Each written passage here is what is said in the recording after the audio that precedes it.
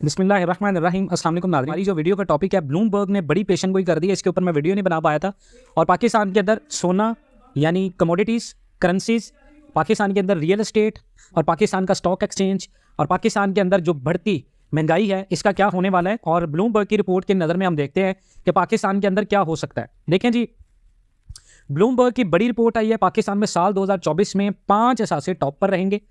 आलमी financial news paper Bloomberg ने आइंदा साल पाकिस्तान की डेवलपमेंट की रेशो में 2 गुना इजाफे की पेशन गोई कर दी है।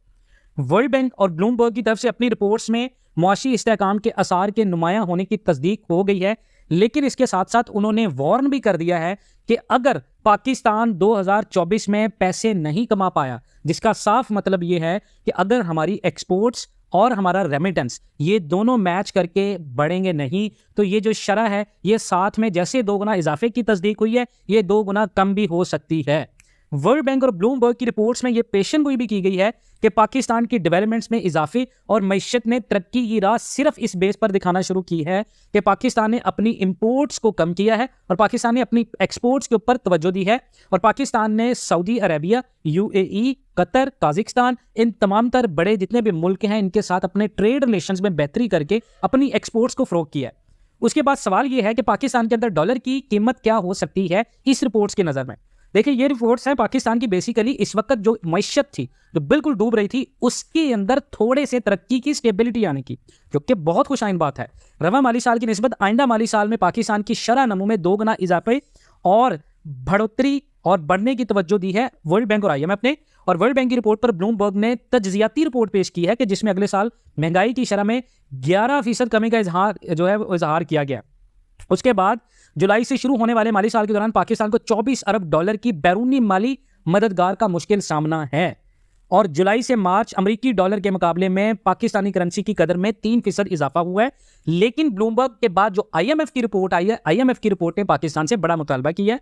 और वजीर आजम शहबाज शरीफ ने अपने पिछले दौर हुकूमत में मुल्क को मुआशी डिफॉल्ट से बचाने के लिए सख्त फैसले किए थे, और यही सख्त फैसले पाकिस्तान को अब करना पड़ेंगे अकॉर्डिंग टू ब्लूमबर्ग और IMF, जिसकी रिजल्ट में पाकिस्तान के अंदर इन्फ्लेशन रेट बढ़ सकता है। पाकिस्तान के अंदर एक्सचेंज रेट अगर कैप भी कर दिया जाए तो पाकिस्तान की एक्सपोर्ट्स को बढ़ा दिया जाए, लेकिन डॉलर का जो प्लस प्रीमियम है उसके गैप की वजह से पाकिस्तान के अंदर बिजनेस के अंदर जो इंटरेस्ट रेट है वो 22% रहेगा। यानी इंटरेस्ट रेट अगर 22% रहता है, इन्फ्लेशन रेट सेम रहता है, डॉलर कैप हो चुका है या डॉलर कैप रहता है, एक्सचेंज रेट हमारा 270 280, ये जून तक कहीं ना कहीं पाकिस्तान की हुकूमत की मजबूरी होगी इसको 350 तक रीच करना। क्योंकि अभी जो पाकिस्तान ने डॉलर को कैप किया हुआ है प्रीमियम को, वो सिर्फ IMF की एक शर्त पर किया हुआ है कि IMF ने ओपन मार्केट और इंटरबैंक का जो रेट है उसके दरमियान में जो फर्क है उसको 1.25 तक रखा हुआ है। और पाकिस्तान की हुकूमत इस चीज़ में थोड़ी सी चालाकी दिखाते हुए ये कर रही है कि डॉलर और इंटरबैंक का जो इंटरबैंक और ओपन मार्केट का जो डॉलर का फर्क है उसको हमने कैप करके रखा हुआ है। अब सवाल ये है कि IMF का जो नया मुतालबा हुआ है पाकिस्तान से वो क्या है,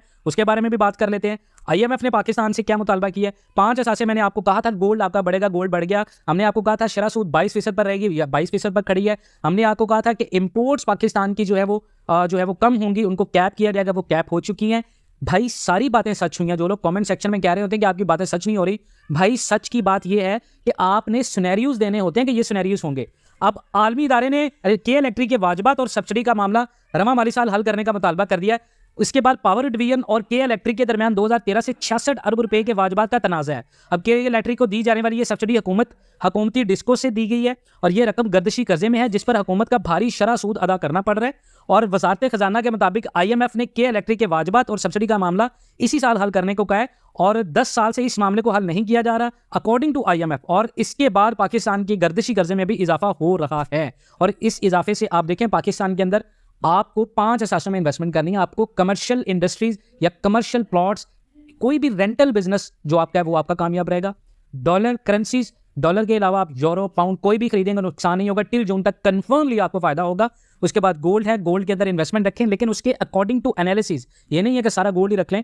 जैसे जैसे हम एनालिसिस कर रहे हैं, मार्केट गिरती है बाय कर लें, मार्केट अप होती है सेल कर दें। उसके बाद नंबर 4 पे इलेक्ट्रिक। उसके बाद पाकिस्तान की इंपोर्ट बेस, जितनी भी इंपोर्ट आइटम्स हैं जो आप बल्क में खरीद सकते हैं राइट नाउ, क्योंकि डॉलर सस्ता होने से कहीं ना कहीं फर्क पड़ा, चाहे वो मोबाइल फोन्स हैं, चाहे वो पाकिस्तान के अंदर इलेक्ट्रिकल आइटम्स हैं, या उसके बाद फार्मेसी प्रोडक्ट्स में आप इन्वेस्टमेंट करके रखें, या इन कंपनीज की बेस के ऊपर आप इन्वेस्टमेंट करके रखें, आपको खातर का फायदा। और स्टॉक मार्केट में माइनिंग कंपनीज के अंदर आपकी इन्वेस्टमेंट लाजमी होनी चाहिए।